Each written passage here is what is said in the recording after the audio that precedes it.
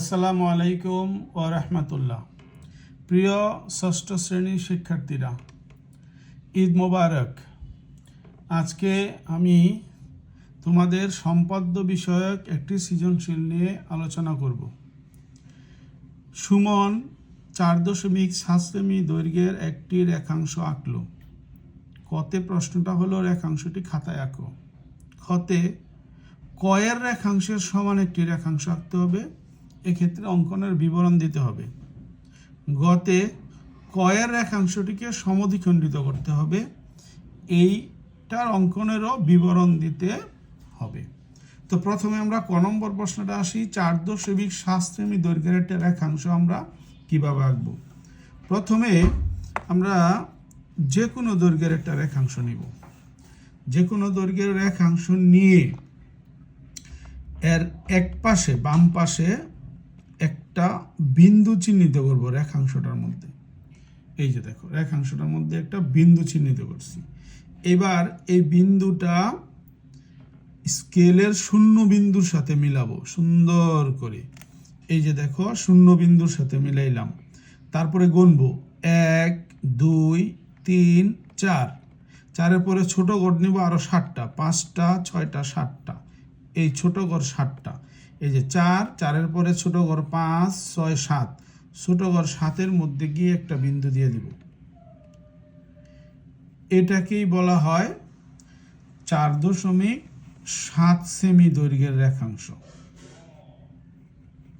এখানে এ এবং বি দুটা বিন্দু দিয়ে দিব।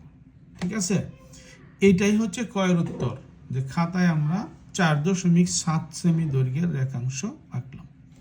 এবার ক্ষয়ের উত্তরের জন্য আমাদেরকে যেটা করতে হবে, প্রথমে এবার খ নম্বর, এটা খ নম্বরটা আমি একটু দিয়ে দিই এখানে।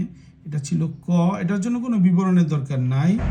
এটা হচ্ছে খ, এটার বিবরণের দরকার আছে। এখন আমরা এইখানে আরেকটা 4.7 সেমি দৈর্ঘ্যের রেখাংশ বিন্দু টিন্দু না দিয়ে ডাইরেক্ট আমরা এখানে আঁকবো।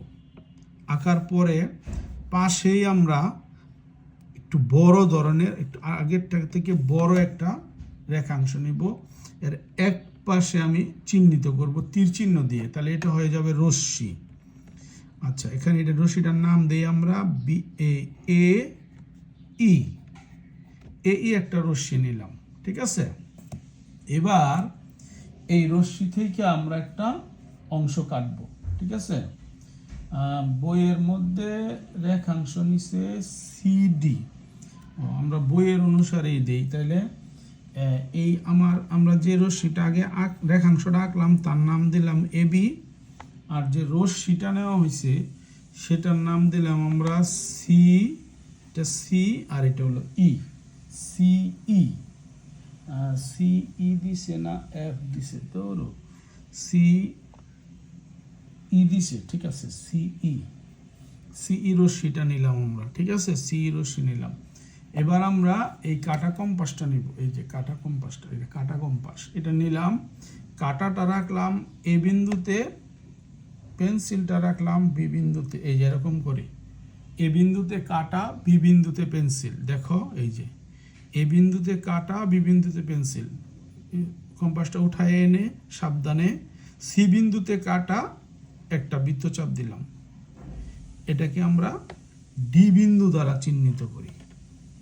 আবার দেখাই, এ বিন্দুতে কাটা, বি বিন্দুতে পেন্সিল, উঠায় নিয়ে আসলাম।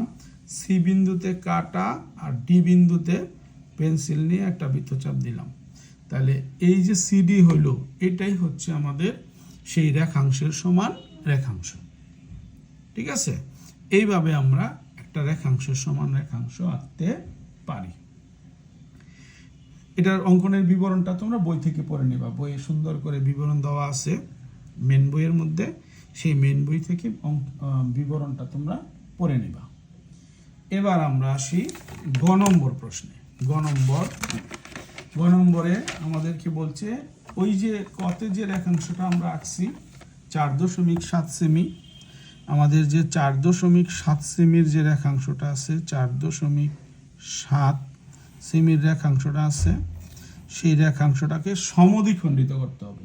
তো আমাদের এই রেখাংশটার নাম তো হচ্ছে এ আর বি, এবি রেখাংশটার নাম হচ্ছে এবি। দেখো এবার আমরা এটা আঁকার জন্য প্রথমে এ বিন্দুতে কাটা রাখবো এবং এবি এর অর্ধেক, এবি এর সমান বা অর্ধেকের বেশি, এই যে এখানে হয় অর্ধেক, অর্ধেকের বেশি, এখানে হয় অর্ধেক, অর্ধেকের বেশি ব্যাসার্ধ নিয়ে উপরে একটা বৃত্তচাপ, নিচে একটা বৃত্তচাপ, বড় বড় করে দিয়ে দিবা, উপরে একটা বৃত্তচাপ, নিচে একটা বৃত্তচাপ। এবার ঠিক সেম কাজটা বি বিন্দু থেকে করব, উপরে একটা বৃত্তচাপ, নিচে একটা বৃত্তচাপ। তো আমাদের এক পাশের বৃত্তচাপ দুইটা ডি বিন্দুতে, আরেক পাশের বৃত্তচাপ দুইটা সি বিন্দুতে ছেদ করলো। আমরা এখন এই বৃত্তচাপ দুইটাকে যোগ করে দেব, যোগ করে দিলাম, স্কেল ধরে সুন্দর করে যোগ করে দিলাম।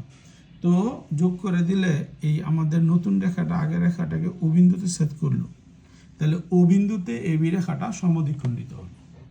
আবার দেখো আমরা কি করেছিলাম, আগে 4.7 সেমি রেখাংশ আইকা এ আর বি নাম দিছি, তারপরে যে কোনো ব্যাসার্ধ, ব্যাসার্ধটা অবশ্য অর্ধেকের চেয়ে বেশি, অর্ধেকের চেয়ে বেশি ব্যাসার্ধ নিয়ে উপরে একটা বৃত্তচাপ, নিচে একটা বৃত্তচাপ।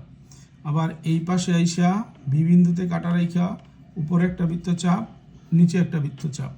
এবার এটার এক পাশের বৃত্তচাপের নাম দিছি ডি, আর এক পাশের বৃত্তচাপের নাম দিছি সি।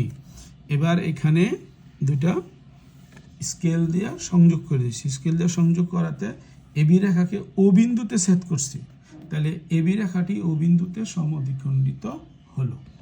তো এইভাবে আমরা সম্পাদ্যগুলো আঁকা শিখব। তো যারা ক্লাসটি দেখলে তারা অবশ্যই খাতায় নিজ হাতে চিত্র এঁকে পরবর্তীতে আমার ক্লাসে নিয়ে আসবা এবং আমি সেটা দেখব ইনশাল্লাহ। ঠিক আছে, তো আবারও ঈদ মুবারক, আজকের মতো বিদায়, আল্লাহ হাফিজ।